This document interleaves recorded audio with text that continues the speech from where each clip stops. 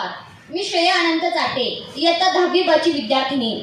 सर्वप्रथम सरस्वतीबाई बोरीकर यांच्या प्रतिमेस विनम्र अभिवादन करते आणि माझ्या विषयास सुरुवात करते। माझा आजचा विषय अरण्य ऋषी मारुती चितमपल्ली। चकवा चांदण अरण्यात रमलेले, झाडाझुडपात हिरलेले अरण्य ऋषी असे मारुती चितमपल्ली।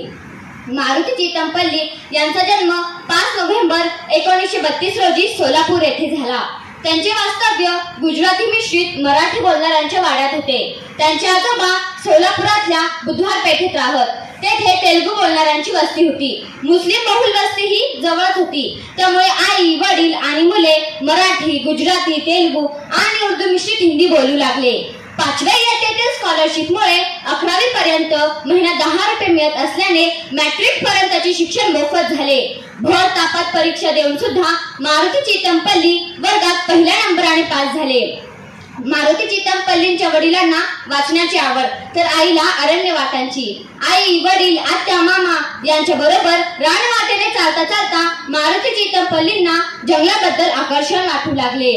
क्षणोक्षणी पडे उठे परी बळे उडे बापडी ह्या कवितेतील कारुण्य शाळेत असताना जाणवले। चितमपल्लींच्या आईंना पशुपक्ष्यांची खूप माहिती होती। चंडोल उर्फ माळ चिमणी, कोकिळा उर्फ कोयाळ, 7 बहिणी उर्फ बोलांड्या, लावा उर्फ भूरगुंजा अशी कितीतरी नावे चितमपल्लींना आईकडून ऐकायला मिळाली। लिंबा मामा हा मारुती चितमपल्लींचा अरण्य विद्येतला दुसरा गुरु। प्राणी, पक्षी, वनस्पती तो न बोलता नजरेने दाखवी। शिस्त काय असते हे त्यांना महाविद्यालयाने शिकवले। सकाळी उठून ठरलेल्या वेळेनुसार सर्व काही करणे सुरू झाले। वानिकी महाविद्यालयात असताना पहिल्यांदा त्यांनी वनातला अभ्यास दौरा केला। मारुती चितमपल्लींचे रानविषयीचे प्रेम आई, माळकरीण आत्या, लिंबा मामा आणि हनुमत मामा यांनी जोपासले। त्यांच्यामुळेच वन्यजीव शास्त्र त्यांना उलगडले।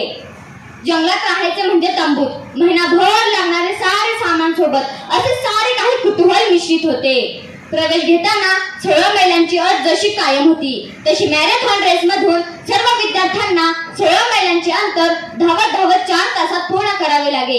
वनाधिकारी म्हणून तंदुरुस्त आहात की नाही याची ती चाचणी होती। मात्र पहिल्याच वर्षी रेसमध्ये धावताना एका सहकार्याचा मेंदूतील रक्तस्रावामुळे मृत्यू झाला। भविष्यात वनाधिकाऱ्याला कशा प्रकारच्या संकटांना तोंड द्यावे लागू शकते याचे दाहक वास्तव्य मारुती चितमपल्लींनी विद्यार्थी दशेतच अनुभवले। वन खात्यातील नोकरीच्या निमित्ताने मारुती चितमपल्लींनी अनेक ठिकाणचे जंगले पिंजून काढली। 15 वर्षे पश्चिम महाराष्ट्रात नोकरी केल्यानंतर ते विदर्भात नवेगाव बांधला आले। त्यानंतर नाग, झिरा, नागपूर, मेळघाट येथील जंगले देखील अनुभवली, परंतु त्यांना नवेगाव बांधचे जंगल सर्वाधिक आवडले। वनाधिकारी म्हणून दीर्घकाळ म्हणजे 36 वर्ष नोकरी दरम्यान आणि त्यानंतरही अशी एकूण 65 वर्ष नोकरी करणारे मारुती चितमपल्ली जंगलातील प्राणी जीवन आणि त्यांची बारकावे रेखन करणारे अतिशय ओघवत्या शैलीत करतात। मारुती चितमपल्ली उत्कृष्ट लेखक होते।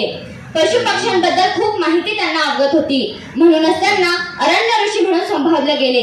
20हून अधिक वन्यजीवावर आधारित त्यांनी पुस्तके लिहिलेली आहे। वनोदय, चैत्रपालवी, नीलावंती, जंगलातील दुनिया अशी कितीतरी पुस्तके त्यांनी लिहिलेली आहे। आपली जी आवड असते तीच आपली निवड ठरली तर त्या कार्यात जास्त रुची निर्माण होते। मारुती चितमपल्लींचेही तसेच होते। त्यांनी अरण्य ऋषी म्हणून प्रमाणे त्या जंगलात कार्य केले। पक्षी जाय दिगंतरा, बाळकांशी आणि चारा, घार हिंडते आकाशी, चित्त तिचे पिलापाशी हा संत जनाबाईंचा अभंग। परंतु खऱ्या अर्थात जगलेले अरण्य ऋषी मारुती चितमपल्ली। धन्यवाद। विद्यार्थी मित्र मैत्रिणींनो, अध्ययनासाठी या व्हिडिओचा उपयोग केल्याबद्दल आपले अभिनंदन। अशा प्रकारचे नवनवीन व्हिडिओ पाहण्यासाठी चॅनल सबस्क्राइब करा।